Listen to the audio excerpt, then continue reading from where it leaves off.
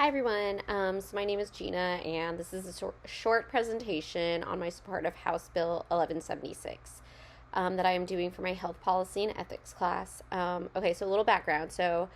Back in 2020, there was a 30-year-old nurse by the name of Carly Bowden who was brutally attacked and murdered while leaving her job at a hospital located in Wisconsin.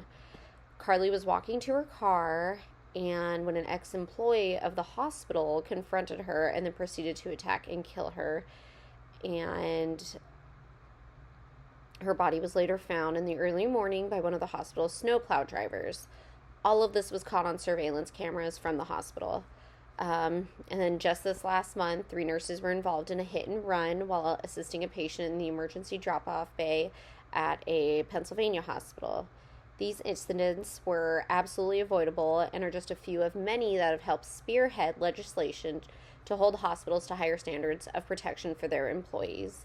Workplace violence against nurses is a serious and growing concern that adversely affects the safety, well being, and job satisfaction of the healthcare profession.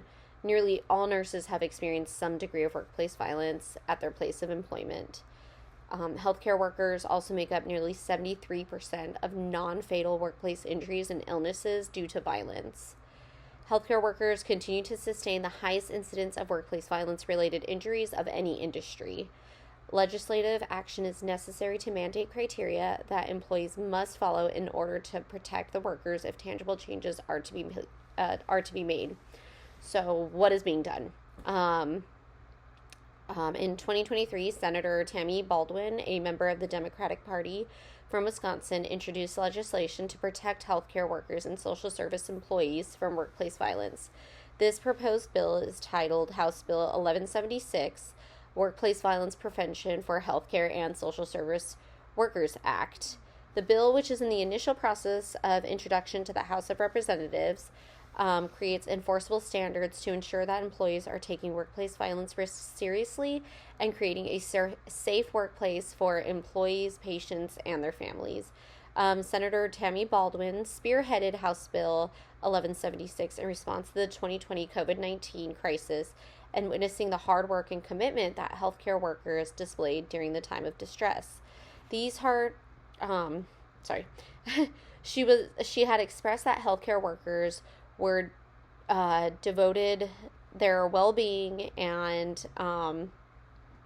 put in so much care for their patients and ensuring patients' safety, yet many healthcare workers at the time they felt unsafe and unprotected in their work setting. She states that among healthcare and social service workers, women are most often the victims of workplace violence. This bill would hold the Occupational Safety and Health Administration, also known as OSHA, accountable by law for assuring safer environments for healthcare workers so that they can focus on patient care as opposed to personal safety. According to a recent study, workplace prevention plans decreased the overall incidence of workplace violence by nearly 64%.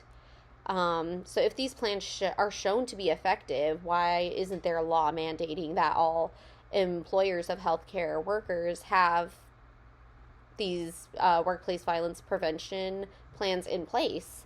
The effects of mandates would have on the nursing field would be significant. It is no secret that there is a nursing shortage. The turnover rate for healthcare employees and social workers, is alarmingly high as well. Many people entering the workforce do not want to pursue healthcare as a career because of the demand of the job and the low job status. Lack of safety and respect is also a huge contributor to the issue.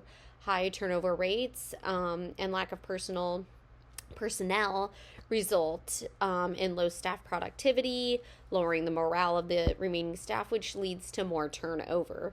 Healthcare workers are increasingly experiencing mental trauma and post-traumatic stress disorder. According to a recent study, approximately 45% of healthcare workers suffer from severe PTSD symptoms. This is nearly a 20% increase in prevalence from prior years. Most of the employers questioned stated that their PTSD was caused by fear of threats to their well-being. Another study showed that the leading cause of PTSD in nurses was due to severe injuries assault, and repetitive exposure to violence. Currently, OSHA has only recommendations that are intended to help prevent workplace violence. There is no law. And only 8 states actually have laws in place that mandate workplace violence prevention plans in order to protect employees. So out of 50 states, only 8 have laws that protect healthcare workers from workplace violence. So this bill would require hospitals to mandate prevention plans in accordance to OSHA's workplace violence recommendations, which includes identifying workplace violence hazards, teaching control measures, reporting procedures, record keeping requirements, response procedures, anti-retaliation policies, as well as education on employee rights. The bill states that all plans and procedures need to be readily available to all employees of the facility. If an incident occurs, a thorough investigation needs to be conducted and well documented. This means reviewing the cause of the accident or the incident, what risks were present, and if the incident could have been avoided.